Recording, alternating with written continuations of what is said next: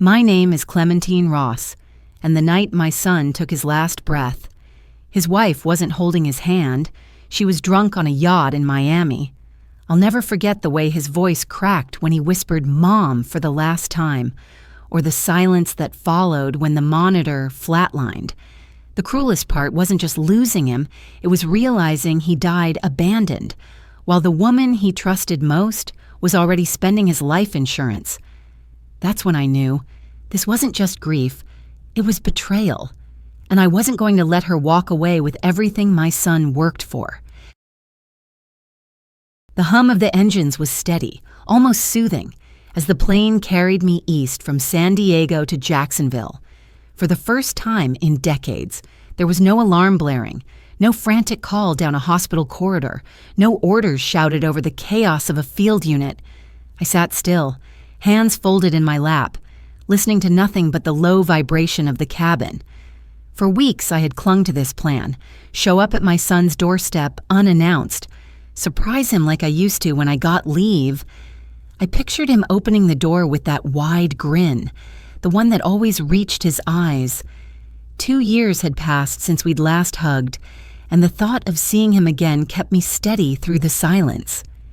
In my carry-on sat a neatly folded linen shirt I thought would suit him, a box of San Diego chocolates, and an envelope of old photographs I had printed, the ones of him as a boy with scraped knees, a baseball cap too big for his head, his smile missing teeth.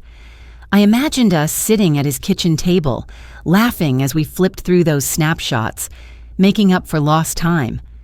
But when the taxi pulled to the curb in front of his house, every bit of warmth drained out of me. The yard was overrun with weeds, grass spilling over the brick path that used to be so tidy. The mailbox leaned forward, stuffed so full that envelopes spilled onto the cracked driveway. One lay at my feet, stamped in thick red ink. Final notice. I stared at the windows, curtains drawn tight as though the house itself was holding its breath. The paint along the trim peeled in jagged strips. This wasn't neglect of a few days, it was months. My hand froze on the handle of my suitcase. Something was wrong. "Mrs. Ross?" The voice startled me. Across the street, Mrs. Henderson was watering her roses. She was older now, shoulders hunched, her sun hat drooping low. When she recognized me, the hose slipped from her hand, spraying her shoes. She shuffled quickly toward me, eyes wide with something more than surprise. "Oh, dear," she whispered, her voice trembling. "You don't know, do you?" My throat tightened. "No. What?" Her lips pressed into a thin line. She glanced at my son's darkened windows before leaning closer. "Your boy, Mark, he's in the ICU. Been there 2 weeks. Ambulance came in the middle of the night. I heard the sirens." The world tilted under me. I grabbed the fence post to keep my knees from giving out. "And Jennifer?" The words scraped out of me. Barely a sound. "Mrs. Henderson's expression hardened, bitterness lacing her tone. "Miami. Parties. Pictures all over Facebook. Not a soul has seen her come back since he was taken in." Her words cut like glass. The reunion I'd clung to shattered in an instant, replaced with a cold, gnawing dread. I tightened my grip on the fence, steadying myself. I had no time to lose. My son was fighting for his life, and he was fighting alone. The hallway of Memorial Jacksonville Hospital gleamed with sterile light, the kind that stripped warmth out of the air. Each step echoed off the linoleum, the sound of my shoes clicking far too loud in the silence. The antiseptic smell clung to my clothes and hair, sharp and unforgiving, as if it meant to remind me this was a place where life and death wrestled daily. When the doors to the ICU slid open, the sight inside nearly dropped me to my knees. Mark, my strong, broad-shouldered boy who once ran up and down basketball courts like he owned them, lay shriveled in the bed. His skin was pale, stretched tight over sharp bones, eyes sunken, his body tethered to wires and tubes that hummed and beeped around him. "Mom." The word rasped out of him like broken glass, so faint I had to lean close just to catch it. I wrapped his hand in both of mine. It was cold, thin, veins standing out under paper-like skin. The faint pulse beneath my thumb was weak, fading. "I'm sorry," he whispered. "Didn't want you to worry." Tears blurred my vision. I pressed my forehead to his, choking out, "Don't say another word. I'm here now and I'm not leaving you." His lips trembled into the smallest smile. "I love you, Mom."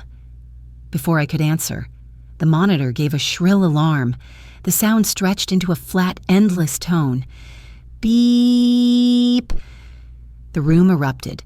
Doctors and nurses swarmed around the bed. One pulled me back as I screamed his name, as if my voice could call him back from the line he had already crossed. I had held dying soldiers in my arms overseas, watched life slip away too many times.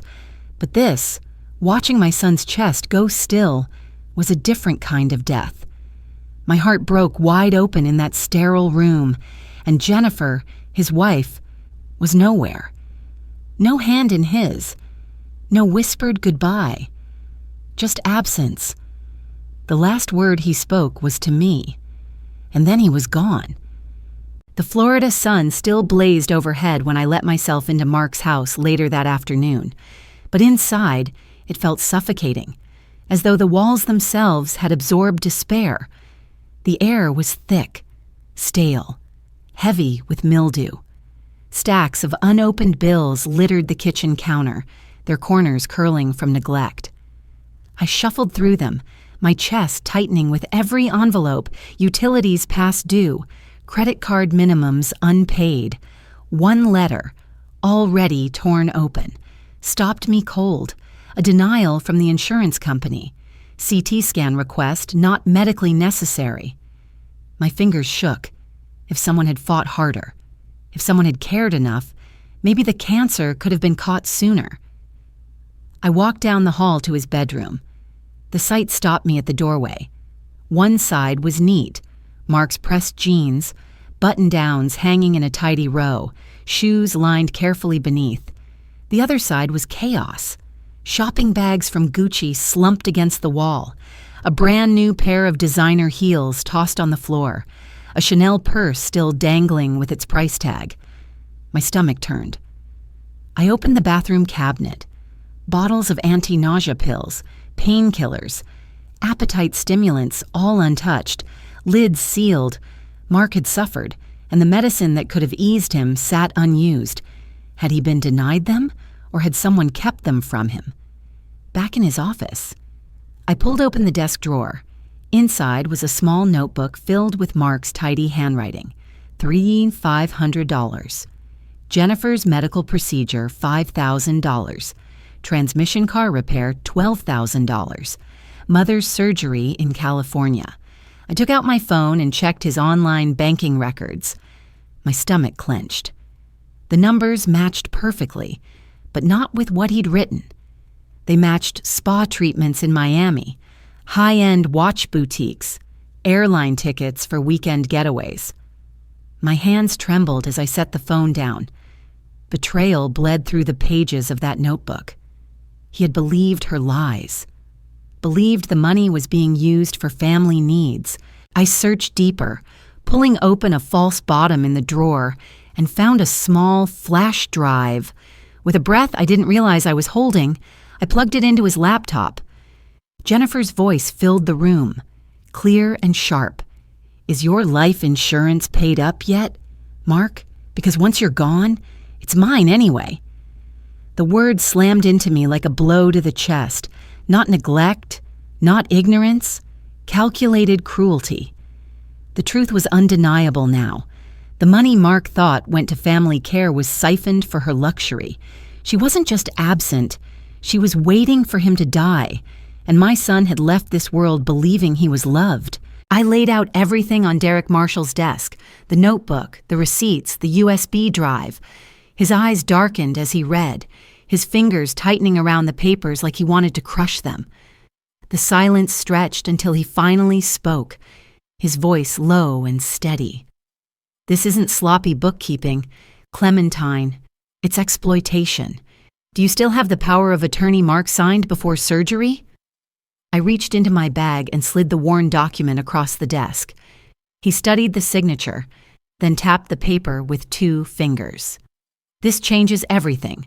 We can petition for an emergency order to freeze the assets before she bleeds them dry." The next morning, I sat inside the Duval County Courthouse, its wood-paneled walls gleaming under fluorescent light, my palms pressed together, damp and shaking, though my posture was straight as a rod. The American and Florida flags hung behind the judge, silent witnesses to what was about to unfold. The heavy doors opened, and Jennifer made her entrance. She looked immaculate, fitted black dress, diamonds glinting at her ears, makeup painted with precision. Even her tears seemed staged, glistening in perfect symmetry. Her lawyer rose, voice smooth as oil. "Your Honor, this is a grieving widow. Her mother-in-law, who has been absent for years, now seeks to strip her of the little comfort she has left. Clementine Ross abandoned her son, and now she arrives only to take what remains." The words dug into me like knives, but I kept my chin high. When Derek stood, he didn't bother with speeches. He slid the USB into the projector and pressed play. Jennifer's voice filled the courtroom. "Once he's gone, it's all mine anyway." Gasps rippled through the benches. Whispers hissed from every corner. Jennifer's face drained of color, her hand frozen mid-swipe with a silk handkerchief. Then, with a sudden burst of performance, she dabbed her eyes and shook her head. "That was a joke," she said, her voice trembling just enough to sound believable. "It was private. Taken out of context, Mark knew I loved him. He knew." The judge leaned back, expression unreadable.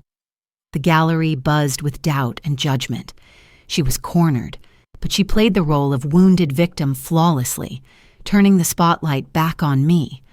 The sting of her words from her lawyer lingered in the air. The absent mother, the one who wasn't there, even with her own voice condemning her. Jennifer twisted the truth, making herself the grieving widow and painting me as the villain. The judge's gavel came down with a measured strike, granting a temporary freeze on a portion of the assets. It was only a half victory, a stay of execution, and I knew it. The battle was still raging, far from over. That evening, as I pulled into Mark's driveway, unease swept through me. The front door hung crooked, splinters scattered across the porch. Inside, the crash of broken glass and heavy footsteps echoed. I stormed into the living room and froze. Jennifer stood there with 2 large men, both tattooed and broad-shouldered, stuffing valuables into boxes, Mark's laptop, his watch, even family photos stripped from the shelves. She looked up with a mocking smile. "Well, the grieving mother returns. Don't worry, I'm just collecting what's already mine." My voice cut sharp. "Step away from my son's memories." One of the men stepped forward, menace dripping from his voice. "Lady, best back off." I didn't flinch. 40 years in the Navy had taught me to stare down storms, and this was just another battlefront. My finger pointed toward the door. "The police are on their way. You're violating a court order." Jennifer threw her head back and laughed, then reached for the framed wedding photo. She let it slip from her hands, glass exploding across the floor. Mark's smiling face fractured into a web of cracks. "Pathetic," she sneered, spitting the word, just like his mother. Rage clawed at my chest, but I refused to give her the satisfaction of seeing me break. When the intruders finally stormed out, the silence was deafening. As I bent to clear the broken glass, my hand brushed the edge of something metal behind the wardrobe. Shoving it aside, I uncovered a small safe, its steel surface coated in dust. My heart pounded as I punched in a code, Mark's birthday. The lock clicked open. Inside was an envelope and another USB drive. My hands shook as I slid it into the laptop. The screen lit up, and Mark's face appeared. He was gaunt, his voice hoarse, but his eyes burned with the same determination I had seen in the ICU. Mom, if you're watching this, it means she won. Jennifer's been moving money offshore. I gathered what I could, account numbers, transfers. Please don't let her take everything. Tears blurred my vision, spilling down my cheeks as his image froze on the screen. His voice lingered in the room like a ghost, filling the silence Jennifer had left behind. Grief hardened into resolve. My son hadn't just left me sorrow, he had left me the truth. And with that truth came a weapon Jennifer never knew existed. I carried the contents of the safe to Derek Marshall's office, my bag heavy with the weight of everything Mark had left me. His video, the financial ledgers, the offshore transfers. The blinds were half drawn, casting stripes of light across the conference table where Derek sat, his jaw tight as he scanned each page. Beside him was Detective Morales from Financial Crimes, his pen tapping against a notepad, eyes narrowing with every new line of evidence. When he finished, Morales looked up, his expression grim. Clementine, what you have here isn't just about a greedy spouse. This fits a larger pattern.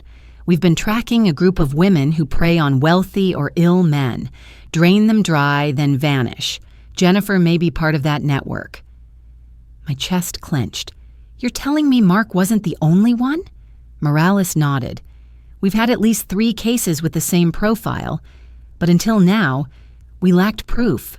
That video your son recorded, it ties threads together we couldn't reach. Derek leaned forward, his voice calm but urgent. We have enough to pressure her, but if you want to finish this, we'll need her to damn herself. That means baiting her, letting her think you're ready to fold. The idea hit me like a slap.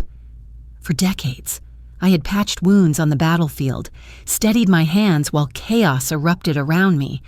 Now the war had shifted to my own living room. I drew a long breath, then nodded. If this is what it takes to bring her down, I'll do it. The following afternoon, my phone buzzed. Jennifer's message flashed across the screen. Let's not waste time in court. Come tomorrow. We'll settle this privately. My stomach twisted, but I typed back one word. Okay. That evening, Morales and his team came to the house. He moved like clockwork, setting a microphone inside the vase on the mantel, tucking a camera into the frame of Mark's graduation photo. She won't see any of it, he assured me. All you need to do is let her talk. As he packed away his tools, he paused, his gaze softening. You've already been through hell. You don't have to do this if it's too much.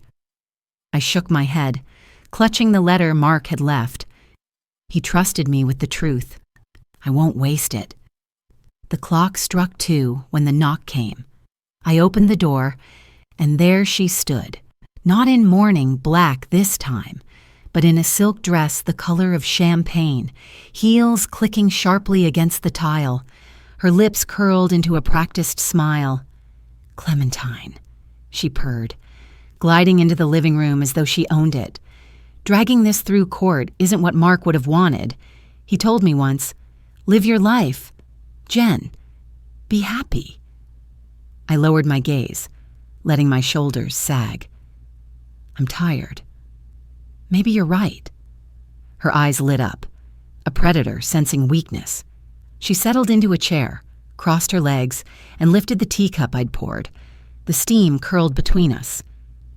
Good, she said smoothly. Here's how it will go. You can keep his medals, maybe a few photographs for sentiment. I'll take the house, the accounts, the insurance. No need to drag lawyers into it. I let my voice falter. But some of the money was moved before Mark passed, wasn't it? She gave a laugh, careless and sharp. Of course. Why wait? He was practically gone already. The words hung heavy in the air. Outside, in the surveillance van, Morales and his team were listening, every syllable captured. Jennifer rose, adjusting her hair with a flick of her wrist, her tone sharpened, dripping contempt. "You know, Clementine, you were never really there for him. Always off playing soldier while I was the one by his side, at least until it got inconvenient." The venom in her voice turned my grief into fire. I stood, steadying myself on the edge of the table, and met her gaze without flinching. "Enjoy this tea, Jennifer. It's the last free drink you'll ever have in this house." The door burst open, and Morales strode in with 2 officers at his back. The metallic snap of handcuffs echoed through the room.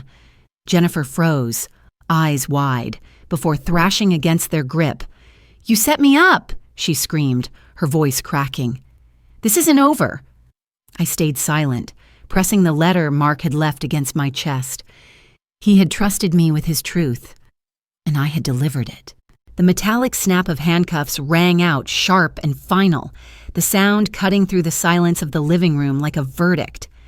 Jennifer jerked against the officers, her silk dress shimmering under the harsh light, her face twisted with fury. "You can't do this to me," she screamed, thrashing her shoulders as though sheer rage could break the steel around her wrists. "This is my house, my money." Detective Morales stood firm, his voice calm, and even as he recited her Miranda rights. The steady rhythm of his words contrasted with the chaos of her protests, each line spoken like stone, laid into a foundation she could not escape. I didn't move. My feet felt cemented to the floor. My hands curled into fists at my sides. The room tilted in slow motion, the air thick, the echo of that single click still ringing in my ears. My eyes drifted down to the shattered wedding photo on the hardwood. Mark's smile, cracked and broken beneath the web of glass, caught the reflection of Jennifer being pulled back by the officers. For a fleeting second, her contorted face hovered over his fractured image, as though the truth of who she was had finally been burned into what was left of their story. The neighbors had gathered outside, drawn by the flashing lights. From the window, I saw their silhouettes crowding the sidewalk, hands clutched over mouths, whispers rising and falling in a wave of disbelief. Jennifer, once the polished wife who smiled at block parties and paraded her luxury handbags, was now shoved into the back of a squad car, her wrists locked tight, her hair wild from the struggle, the red and blue lights cut across her face, stripping away every pretense, leaving only the raw outline of a criminal. I stood there, staring, but no triumph welled up inside me. There was no satisfaction in watching her stumble over the curb, no joy in hearing the slam of the car door. My chest ached with something far heavier. Jennifer had strutted through courtrooms and parties, laughing in silk and gold, declaring that everything belonged to her. And now she was dragged away like a thief, her shouts muffled by steel and authority. The irony was cruel, but it didn't ease the hollow inside me. What pressed against me hardest was the truth I could not change. Mark had loved her, my son, who had built homes for others and believed in the goodness of people, had given his heart to someone who saw him only as a payday. He had trusted her with his final days, and she had abandoned him on a hospital bed while she toasted champagne miles away. The sorrow was sharper than anger, a grief so deep it left no room for victory. I thought of his last smile, the way his fingers had gripped mine in the ICU, his voice trembling as he told me he loved me. I thought of the video he had left, his tired eyes still burning with the hope that I would carry his truth forward. Through the window, I watched the patrol car pull away, neighbors murmuring as the lights disappeared down the street. The house grew quiet again, shadows stretching across the walls. I turned my gaze back to the broken photo on the floor and lowered myself slowly, gathering the pieces in my hands. The glass pricked my palms, but I didn't stop. I wanted to hold on to every fragment of Mark's face, even the cracked ones. Jennifer was gone, bound for a cell, but her absence did nothing to fill the void she had carved in my son's life. I pressed the shards against my chest, whispering into the silence. If only he hadn't loved the wrong person. The room offered no answer, only the echo of a closing door and the memory of that single, final click. Months later, the Duval County courtroom was overflowing. Reporters jostled in the aisles, cameras flashing as the headline on everyone's lips spread like wildfire. Widow tied to network preying on sick, wealthy men. The air buzzed with anticipation, the weight of justice pressing against every paneled wall. I sat in the front row, the folded flag from Mark's funeral clutched tight in my lap. The fabric felt heavier than the day it was given to me, carrying not only my grief but also the responsibility of seeing this through. When they brought Jennifer in, a hush rippled across the room. Gone was the glamorous woman who had once draped herself in jewels and paraded through parties. Instead, she shuffled forward in an orange jumpsuit, her hair limp, her face gaunt, her wrists bound in chains. She didn't look at me, though I felt the heat of her resentment like a dart in my chest. The prosecution began by laying out the financial trail, the offshore transfers, the luxury purchases siphoned from Mark's accounts. Then the screen flickered on, and the room stilled. Mark's face filled the projection. "Mom," his voice trembled, frail but resolute. "If you're watching this, it means she won. Please don't let her take everything." Gasps echoed through the gallery.